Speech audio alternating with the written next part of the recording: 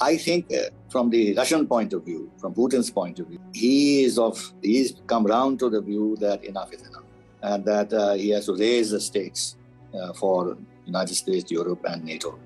Otherwise, this creeping extension of NATO and incorporation of Ukraine in NATO could someday, when Russia is weak or is unable to, is politically a bit in disarray, that this could happen. And if NATO missiles were stationed in Ukraine, then Russia has no defenses left. My own view is that unless there is some very serious, unbearable provocation, Russia is not going to invade Ukraine.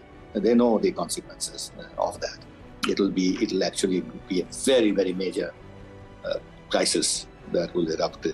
The issue can go to the United Nations Security Council in order to embarrass Russia, but Russia will veto any resolution. So there is no scope for any UN action on this. But India will then have to, in case there's a vote, India will then have to take a position.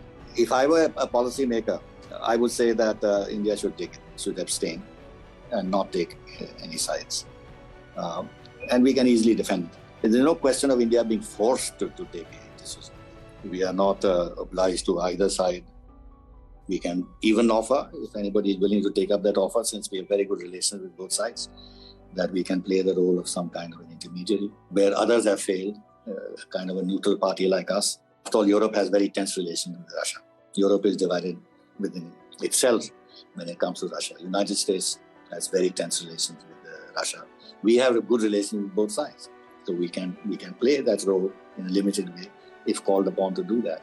And we can offer that, and we can explain why our relations with both sides are vitally important, and our relations and our interests are not served having to choose one side or the other.